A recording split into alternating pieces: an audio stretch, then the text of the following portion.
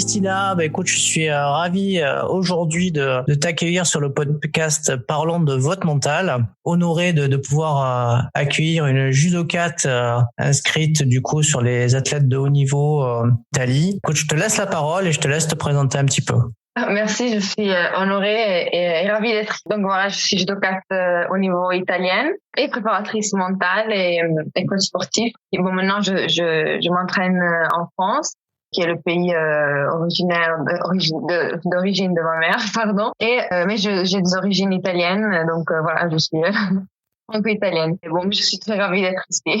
Bon, nous aussi, on est ravis de t'accueillir. On est ravis que tu puisses, nous parler un petit peu de ton parcours. Avec plaisir. Je commence un peu à raconter du début de mon enfance, si tu veux. J'ai commencé le judo à 7 ans. C'est un peu plus tard que l'âge moyen. Souvent, les enfants commencent à 5 ans, voire 4 ans. En France, je sais qu'il y a le baby judo, donc on commence très tôt. J'ai commencé à 7 ans parce que je faisais de la natation avant. Le docteur avait dit à ma mère que mon dos avait commençait à avoir des problèmes par rapport au mouvement assez cyclique de la natation. Je m'entraînais déjà assez pour une gamine de 7 ans. Et donc, j'ai commencé à faire du judo qui était juste à côté de la piscine. Donc, comme j'avais déjà essayé dans un centre d'été, ma mère m'a amenée au judo et j'ai commencé comme ça toute l'aventure. Et jusqu'à aujourd'hui, ça fait 21 ans que je fais du judo. À haut niveau, j'ai débuté à 12 ans, 13 ans, on va dire. Au niveau cadette. Une fois que j'ai fait podium au championnat d'Italie, cadette, j'ai commencé tout le haut niveau jusqu'à aujourd'hui. Bon, c'est déjà un super parcours. De quoi es-tu le plus satisfaite avec le recul de toutes ces années? Une belle question. Mais je pense la persévérance, c'est la chose dont je suis le plus satisfaite. Le fait de, même pas la persévérance, la résilience.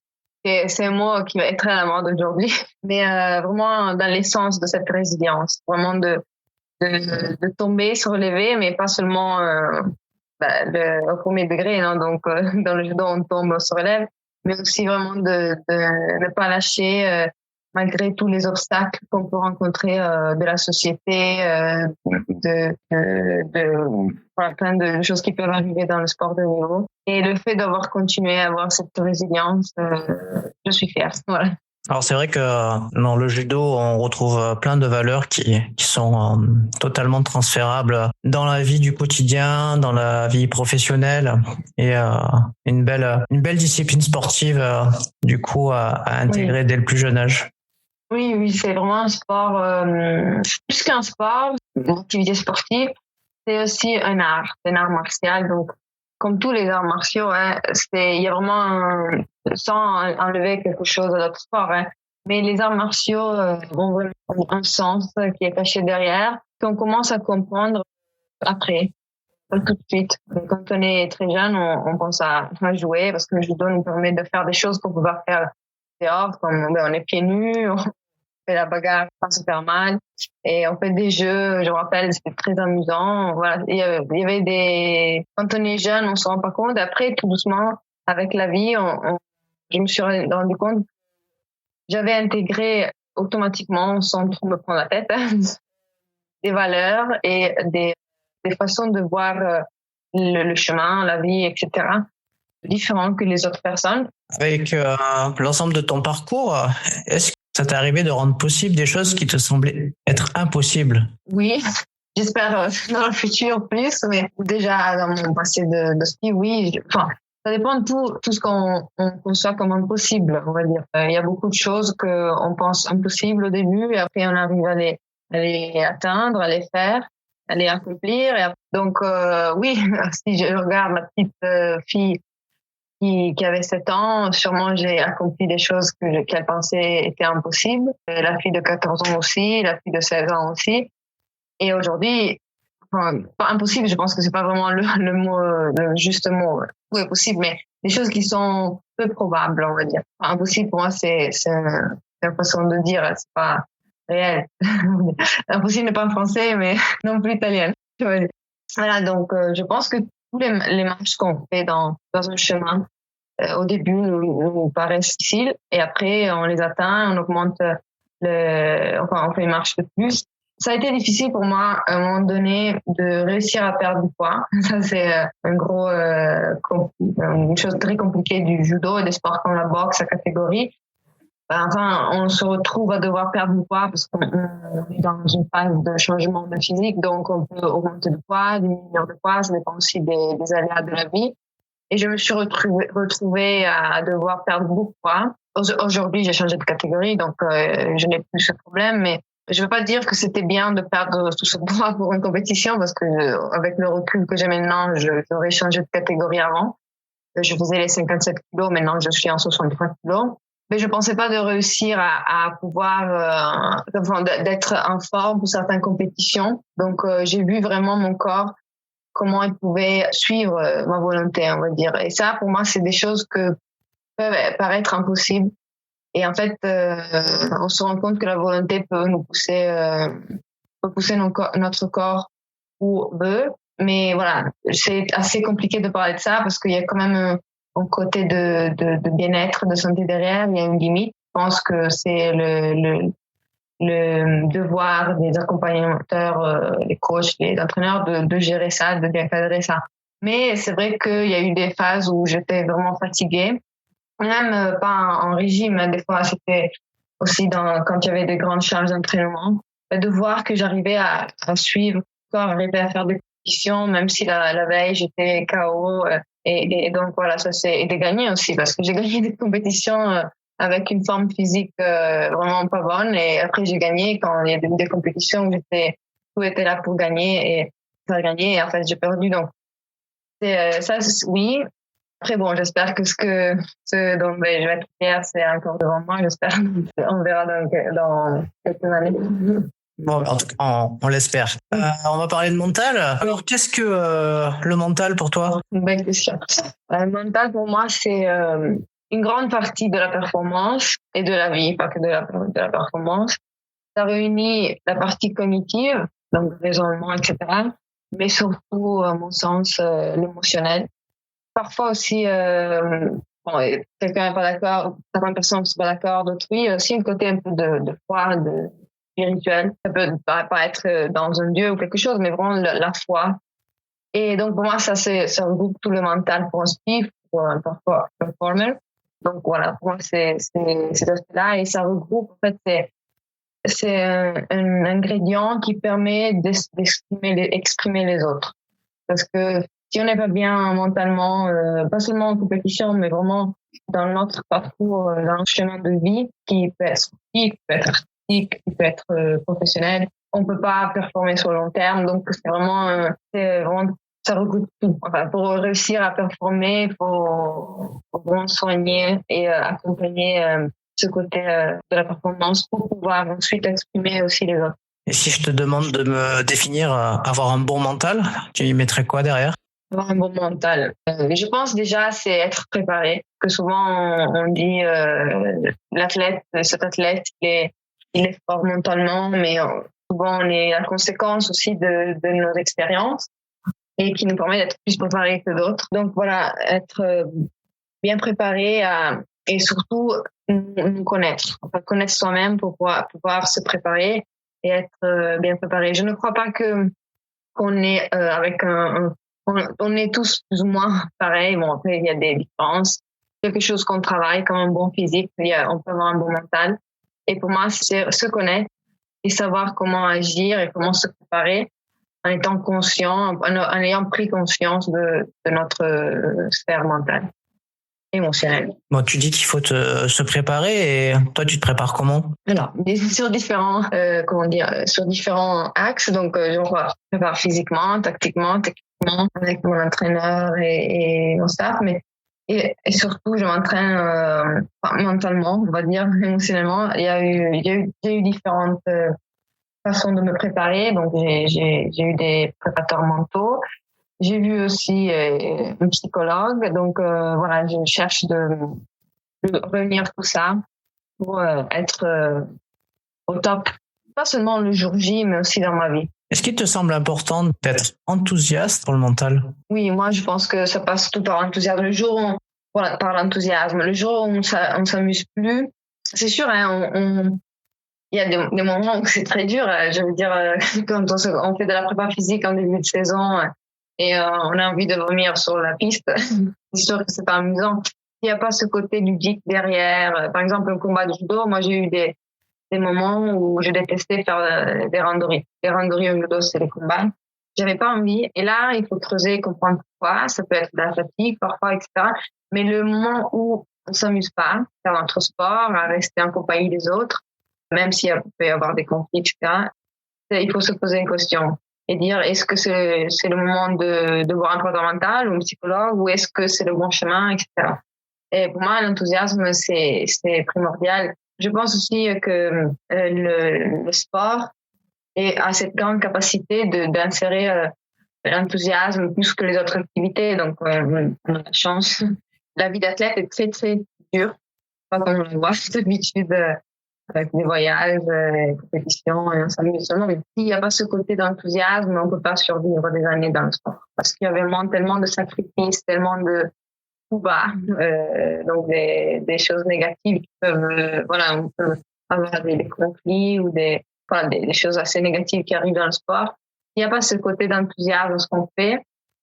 C'est très difficile d'avoir une résilience et de trouver du sens dans ce qu'on fait. Trouver du sens, je pense qu'il faut quand même une sorte d'enthousiasme. C'est mon point de vue. Soyons enthousiastes. Alors, petite question qui me vient. Est-ce que tu penses qu'il est important de se connecter avec soi-même? Ah oui. C'est prendre conscience au niveau du corps et au niveau du mental, c'est super important. C'est ce qui fait l'athlète, même le jeune athlète de 6 ans, hein, quand il commence, il se connecte à soi-même. Je pense que c'est la base du sport, bien qu'il y ait des déviances, mais je pense que c'est très important, oui. Moi, je le fais grâce à la méditation, la mindfulness, et avec la prise de conscience dans les parcours en psychothérapie ou en préparation mentale que j'ai fait. Je pense que c'est très important et c'est le seul moyen de se ramener au présent quand tout va mal. Enfin, c'est très important quand il y a des phases dans la vie de l'athlète que dans la vie de tout le monde, faire un peu de vue nous-mêmes. Et donc, on est plus axé sur l'extérieur que sur l'intérieur et c'est pas très utile des fois parfois. Hein. Et donc, se connecter à soi-même, c'est la seule solution pour redémarrer sur de bonnes comment dire, de bonnes bases. On parle de plus en plus de la confiance en soi. Est-ce que tu pourrais nous parler un peu de la tienne? C'est compliqué. Je pense que c'est un long travail, la confiance en soi. Ça dépend pas que du sport, et ça dépend du passé, donc de tout ce qu'on a pu vivre aussi dans le passé en tant qu'enfant, adolescent et athlète après ou adulte. Et athlète, adulte, etc. Ça dépend des personnes à quel moment de leur vie sont. Pour ce qui me concerne, j'ai eu des moments où je manquais de confiance en moi. Je pense que c'est ça qui m'a poussé ensuite à vouloir étudier la préparation mentale parce que je me suis rendu compte que je faisais des non-performances assez flagrantes. Je me disais, j'ai perdu avec des athlètes qui pouvaient vraiment me battre en humain parce que je peux rentrer avec 2 mains. Et donc, oui, j'ai eu des moments comme ça, mais grâce aussi à un travail que j'ai fait, on peut la reconstruire en fait. C'est pas quelque chose qui est déterminé. Moi, j'ai eu des moments où j'ai eu vraiment beaucoup de confiance en moi et ça a payé. D'autres moments, dans ma vie où c'était un peu moins fort. Enfin, il y a des aléas dans le parcours. L'important, c'est dans ce parcours de se comprendre et se connecter à soi-même, voilà, et comprendre comment faire pour l'amener toujours vers le haut. Je pense que tous les athlètes font, et encore consciemment. Donc pour moi, pour le moment, ça va. Donc j'ai eu des moments très bas, mais des moments où je suis confiante. Dans les moments bas, comme tu dis, tu as fait pour garder confiance? Avec celle qui me restait, j'ai eu la chance d'être bien entourée. Les personnes qui m'ont été à côté, permis de ne pas lâcher et de voir les choses comme pas définitives, que de voir les difficultés comme une partie du parcours et pas comme la fin d'un parcours, voir les obstacles comme des marches, non?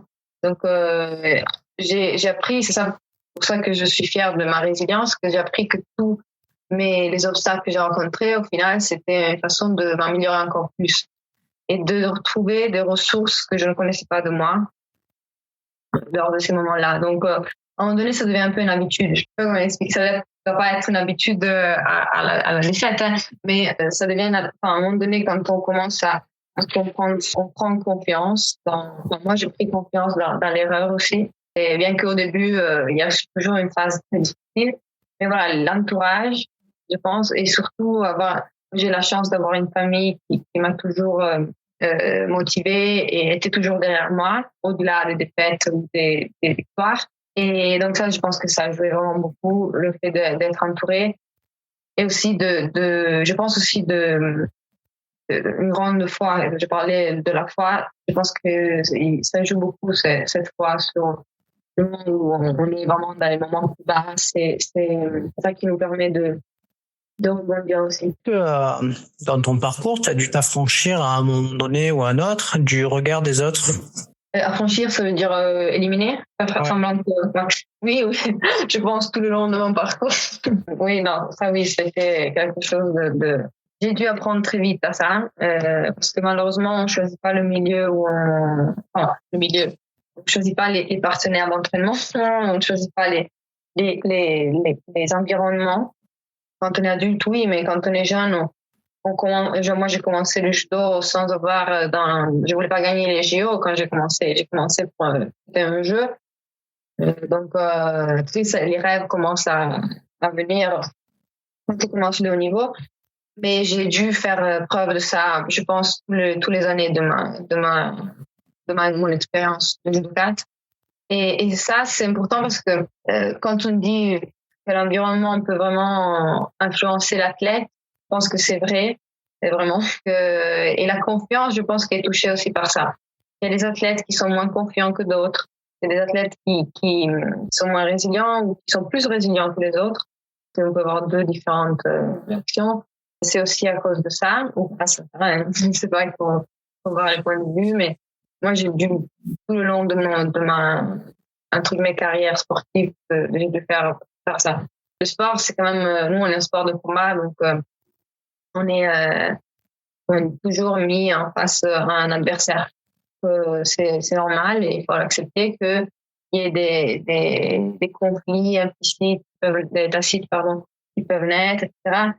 Et surtout aussi j'ai dû faire abstraction, on va dire, de ce que les gens pensaient à l'école, parce que voilà, en Italie il n'existe pas le sport de haut niveau, donc il n'existe pas les pôles espoirs, les pôles France, etc. Et le judo, moi, être athlète de haut niveau et partir en compétition, être absente, c'était super mal vu par toute ma classe, tous mes professeurs. Et je me rappelle même, on avait fait une assemblée de classe contre le fait que moi je faisais ce que je voulais. Je voulais, c'était ne pas rentrer le lundi à l'école, mais le mardi parce que je rentrais la nuit de compétition. Donc oui, j'ai dû j'ai dû vraiment faire abstraction de tout ce que les gens disaient ou me faisaient entendre, prendre sur le tapis ou certains entraîneurs, voilà, ça oui. Je ne vais pas aller dans les détails, mais il y a eu vraiment des moments très difficiles par rapport à ça. Parlant de plus en plus de psychologie positive, alors est-ce que tu es positive au quotidien? J'ai dû apprendre. Non, je rigole. Non, je suis positive, oui. Dans beaucoup de choses, oui. Dans d'autres, un peu moins. Parce que j'ai ce côté un peu perfectionniste qui veut toujours faire pas bien, mais plus. Et donc, voilà. Mais je me force vraiment sur certaines choses. Pour les choses normales de la vie, je suis assez positive. Je suis positive, on va dire. J'ai un peu l'esprit italien. Et c'est sur les choses un peu plus, plus professionnelles. Voilà. Dans ce sens-là, je suis assez perfectionniste. J'y travaille. Mais, je suis pas négative, mais perfectionniste sur certaines choses. Qui n'est pas, je suis consciente que c'est pas bien. Mais pour les choses de la vie simples, je cherche toujours la convivialité, c'est le bon côté, même si j'ai parfois un réflexe un peu toujours perfectionniste. Mais après, en réfléchissant, en prenant du recul, je cherche toujours de voir le côté positif. On va parler de motivation. Est-ce que tu as des trucs pour te motiver au jour le jour? Oui, alors, pour le sport, toujours. Le sport, le professionnel. Alors, Oui, alors déjà, une chose qui me motive, c'est la bonne ambiance. Quand je vais m'entraîner, il y a une bonne ambiance et je sais que je vais m'amuser, ça me motive. Déjà, c'est que pour le sport, ça me motive beaucoup. Et je visualise, donc je visualise, je fais de la visualisation mentale, donc cela me motive. Je faisais ça depuis que j'étais petite. C'était une chose, je me rappelle, je m'imaginais gagner, j'avais les frissons. Donc, c'est quelque chose que je faisais déjà, je pense, 13-14 ans. Mais on va dire que la chose qui me démotive souvent, c'est la fatigue, parce que ce qui me démotive, voilà, je me sens fatiguée, donc parfois je suis pas à 100% dans ma motivation. Ça peut être professionnel, ça peut être sportif, et là, je cherche de m'activer et de prendre vraiment du temps pour me reposer quand je peux. Et ça, déjà, ça me motive parce que le fait de faire du judo à soi-même, ça me motive. Donc, il n'y a pas grand-chose à faire pour me motiver à faire du judo. Mais pour avancer, pour aller de l'avant dans le parcours de compétition, c'est vraiment la visualisation et m'amuser sur le tapis. Si je m'amuse pas et si je vois pas le fait de faire un bon travail, de rentrer chez moi et de dire, ah, j'ai fait ça, j'ai réussi à améliorer ça. Même si je vois que j'arrive pas dans un truc, ça m'arrive par exemple en ce moment, que voilà, après le Covid, je dois reprendre certains automatismes. Voilà, par exemple, sur certaines choses, je suis plus sur la défensive dans mon combat, donc c'est pas bien. Donc voilà, le fait de voir qu'il y a des choses à changer. Sur le moment, comme je suis perfectionniste, mon entraîneur peut le témoigner, je m'énerve parce que, enfin, je m'énerve, mais il me dit quand même, j'ai perdu certains trucs et tout. Après, c'est pas tout vrai parce que si je regarde, j'ai pas perdu tellement à cause du Covid, mais après, je rentre chez moi et je réfléchis, je dis quand même, j'ai amélioré ça aujourd'hui. Donc, le fait de me dire que je suis en train de faire du bon boulot et de accomplir des tâches et de m'amuser parce que il faut avoir la chance d'avoir des partenaires d'entraînement cool, on va dire, mais le fait de m'amuser, être dans une bonne ambiance et de voir que je fais le taf, ça me motive. Et surtout, là, en ce moment, après le Covid, ce qui m'a aidé à me motiver, c'est aussi on sait le fait ça, ce que je viens de dire, de faire le taf et tout, mais aussi de dire que ça me manque, non, de faire des compétitions, de partir à l'étranger, voilà, toute cette aventure des tournois, c'est quelque chose qu'on vit que quand on est athlète ou entraîneur, mais même un entraîneur, c'est pas la même chose. Et donc ça me motive à continuer. Oui. Est-ce que, selon toi, tu penses qu'il faut avoir un plan pour réussir? Oui. Je pensais pas ça au début. Au début, je me posais pas de questions. Au début, je veux dire jusqu'à après la fac. Moi, quand j'ai commencé à travailler, donc en préparation mentale et en personal training, là, je me suis rendu compte vraiment que j'avais vraiment un manque d'organisation. Et je me suis dit, j'ai compris que mon mal-être, mon malaise, on dit, j'étais pas bien dans mon parcours parce que en fait, j'avais rien prévu au niveau de financement, au niveau d'organisation par rapport à certaines choses parce que avant j'étais dans un club, on me faisait ma physique, j'allais à l'entraînement, je m'entraînais, on se posait pas de questions quand on est junior et voir des premières années seniors, on s'entraîne sous les ordres entre guillemets des entraîneurs. Mais après, quand on est senior, c'est chance parce qu'on a envers nous un rapport différent, donc on parle comme les adultes. Donc, moi, étant un athlète atypique, je m'entraîne en France, mais je combats pour l'Italie. Et donc, je dois gérer toute ma préparation. Enfin, je délègue, mais je dois quand même m'organiser avec les personnes qui me suivent, à être prêt mentalement, physiquement, etc. Et je me suis rendu compte que voilà, il y avait vraiment une partie de préparation, pas préparation mentale, mais vraiment une préparation, des préparations, une organisation que je n'avais pas du tout. Ça me mettait mal à l'aise mentalement. Et c'est pour ça que pendant une année, j'ai vraiment mal performé parce que j'étais vraiment fatiguée en n'étant pas organisée. Donc, dans le petit, il faut se préparer physiquement, tactiquement, stratégiquement, mentalement, physiquement, etc. Et dans le plus vaste, en général, il faut vraiment organiser ces préparations-là. Donc, pour des sports, ça peut être même la recherche des sponsors, le financement, quelle compète faire, quelle compète ne pas faire. Et je pense que c'est important. Enfin, peut-être quand on est plus jeune, non, parce qu'on a beaucoup plus d'énergie et c'est les autres qui le font pour nous, mais après, oui. surtout dans la catégorie senior, oui. Alors, on va te parler un peu gestion des émotions. Est-ce que ça t'est déjà arrivé de connaître la pression ou du stress? Ah oui, oui, je connais par cœur.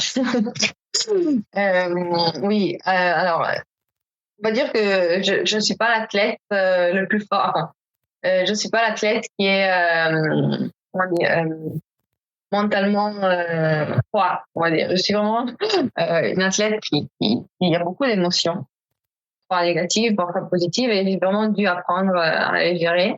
Je prends aujourd'hui encore, hein, je pense, un long parcours, ça dure une vie, je pense. Mais j'ai commencé très tôt à devoir gérer les émotions. Au début, j'avais vraiment du mal. Quand j'ai commencé le haut niveau en cadette, je me rappelle, je vomissais. Je me rappelle encore la finale en classe de 3 que j'avais fait en championnat d'Italie. Et mon entraîneur m'avait demandé d'aller dehors et courir. Parce qu'en courant, si j'étais dans l'activité, j'étais activée. Mais en fait, on avait vu que j'avais plus envie de vomir. Et le problème, c'est qu'au judo, si tu vomis, t'es disqualifié, mais de toute la compète. Donc, on ne peut pas vomir sur les tapis, sinon la compète est terminée. Donc, mon entraîneur, avant la finale, je devais faire, je pense, avec la championne d'Italie, et il me dit d'aller dehors et de faire des sprints, continuer à faire des sprints, à courir. Et moi, j'avais la finale après, j'ai dit, je vais être KO avant tout le monde. Et en fait, c'était la seule façon de pas me faire vomir. J'ai pas vomi, j'ai gagné en 10 secondes parce que j'avais pas envie de vomir, et j'ai gagné comme ça. Donc, déjà, au début, c'était dur. Tout doucement, les émotions et la gestion des émotions a changé tout le long des années. Et aujourd'hui encore, mais je pense que tous les athlètes, chaque compète est différente. Donc, il y a des fois, on fait des erreurs à cause des émotions. Ça m'arrivait. Donc, voilà. Je pense que se connecter à soi-même, c'est aussi voir et essayer de comprendre comment je laisse exprimer cette émotion, si elle s'exprime pas dans le corps, etc. Et par rapport à ça, comprendre comment faire pour la gérer et comprendre peut-être pour d'autres personnes aussi, comprendre d'où elle vient cette émotion. Donc, je pense que c'est très important de se connaître soi-même pour pouvoir faire ce travail. Moi, ça m'arrivait souvent de devoir face au stress, mais le stress, je le subis plus, je l'ai plus perçu, on va dire, dans le judo qu'en dehors. En dehors du judo, beaucoup moins, mais sur le tapis, c'est quelque chose, j'ai dû apprendre vraiment à le gérer. Alors, sur le tapis, je suppose que tu as besoin d'être concentré. Comment tu fais pour l'être et le rester? Pour moi, c'est plus compliqué de l'être que de le rester. Dans le sens, c'est plus facile. Enfin, une fois que je suis concentrée, c'est difficile de me concentrer. Mais par contre, si je pars que je suis pas concentrée, ben c'est compliqué. Donc, si je pars bien concentrée, ça va. Et enfin, j'ai des techniques. Je me parle. Enfin, je sais pas que je me parle un dialogue, mais vraiment, je dis des choses dans ma tête qui me permettent de rester focus. Et avant de monter, juste avant, hein. Et un peu avant, je me relaxe parce que sinon j'arrive très fatiguée. Les compétitions de judo, ça peut commencer à 9h et finir à 19h. Donc, si on est concentré tout le temps, on ne va pas y arriver. Moi, je cherche quand même de me relaxer entre les combats. Et je sais que si je fais pas ça, j'arrive vraiment fatiguée mentalement parce que mon cerveau va assez vite. Donc, si j'arrive pas à le calmer quand il faut, j'ai plus d'énergie, l'énergie mentale. Et voilà, c'est pas une routine, mais je me dis certaines choses qui me permettent de rester focalisée et de pas laisser mon cerveau partir dans tous les sens. C'est mon truc. C'est que quand je suis stressée, je pars dans tous les sens. On entend souvent dans le monde du sport et maintenant aussi dans le monde de l'entreprise qu'il ne faut rien lâcher. Qu'est-ce que tu en penses? C'est une question assez simple, mais je ne sais pas quoi répondre. C'est sûr que la résilience veut dire la persévérance, veut dire ne rien lâcher, mais toi, il faut lâcher prise. Il y a des moments où c'est bien. Enfin, moi, j'ai accepté d'être une athlète que parfois a dû arrêter pour mieux repartir, je veux dire. Donc, le rien lâcher, oui, mais là où ça ne devient pas une obsession. Si ça devient une obsession, c'est pas bien. Ça veut dire qu'on n'est pas en train de s'amuser, voilà. Donc, oui, je pense que tout est relatif. Il faut vraiment passer par ce travail sur soi et de connaissance de soi pour comprendre où on est. Que rien lâcher, oui, mais il faut avoir quand même des des bénéfices derrière. Je vais pas dire des bénéfices matériels, mais vraiment se rendre compte que c'est là où on veut aller. Non, ça devient une obsession et ça peut être aussi, pour certains athlètes, la victoire a été une obsession et c'est arrivé, mais je pense pas que ça a été qu'une obsession pour certains athlètes. Moi, je pense que le jour où on se dit c'est un poids, faire quelque chose, vraiment un poids, pas que être fatigué à faire de la prépa physique, mais c'est quelque chose qu'on sent à l'intérieur. Rien lâcher, oui, mais là où ça devient malsain, non. On arrive sur la fin de ce podcast et j'ai envie de te demander si tu as une citation qui t'inspire et qui te guide au quotidien. Une citation au quotidien. C'est difficile ça, quand même. Je devais réfléchir avant quelque chose comme ça. Je pense qu'il faut les choses faites avec enthousiasme, avec du sens. Enfin, si on fait quelque chose avec c'est pas une citation, hein, je dis une phrase comme ça pour la dire, parce que je passe sous mes yeux une citation, mais quand on fait des choses avec du sens et de l'enthousiasme et de la préparation, je pense que rien n'est impossible. On peut aller où on veut. Merci beaucoup, Christina, pour ce temps que tu auras passé avec nous. Et écoute, je te souhaite une bonne continuation et une bonne préparation pour tes compétitions à venir. Grazie mille. Je suis très contente d'avoir participé à ce podcast. Une bonne fin de journée. À bientôt, Christina. À bientôt. Au revoir.